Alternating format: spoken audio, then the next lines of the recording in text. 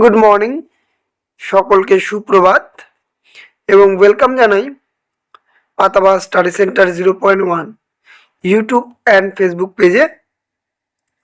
নিত্যদিনের প্রতি মতো আজও আমরা আলোচনা করছি একটি ভিডিওতে 2026 দ্বিতীয় পর্যায়ক্রমিক মূল্যায়ন নমুনা প্রশ্নপত্র নিয়ে।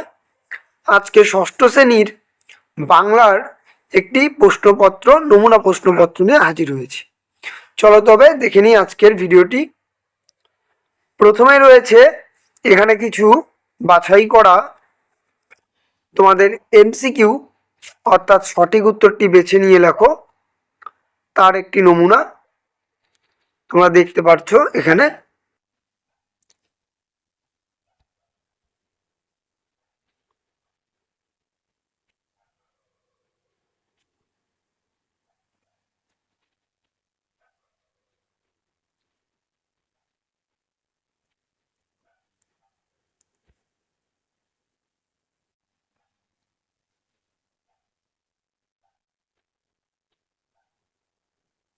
এগুলি তোমাদের এমসিকিউতে আসবে।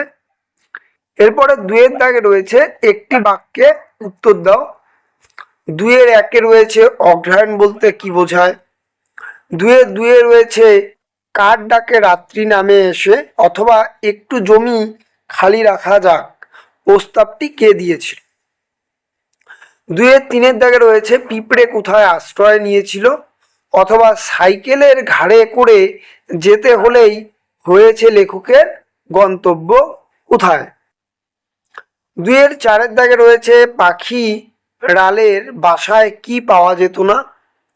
2-এর 5-এ রয়েছে কোন অতলে ডাকুন কে কাকে এই ডাক দেয় অথবা ওপারের লোক কেন এপারে আসে। 2-এর 6-এ রয়েছে তোমার দ্বারা কিছুই হবে না রেখাঙ্কটিতে শব্দটি কি বোঝায়, এটি রয়েছে। এরপরে 3-এর দাগে রয়েছে সংক্ষিপ্ত উত্তর দাও। এখানে 3টি প্রশ্ন রয়েছে যার মান 3 করে, তোমাদের 2টো লিখতে হবে। এরপরে 4-এর দাগে রয়েছে নিচের প্রশ্নগুলির উত্তর লেখো, কমপক্ষে 150টি শব্দে নিজের ভাষায় লেখো, 5 করে এর মান। এরপরে রয়েছে 5-এ 2-3টি বাক্যে উত্তর দাও, যে কোনো দুটি। ওজন কত কে বলেছিল, এখানে কার বয়স আছে শূন্যস্থান পূরণ করো। তারপরে রয়েছে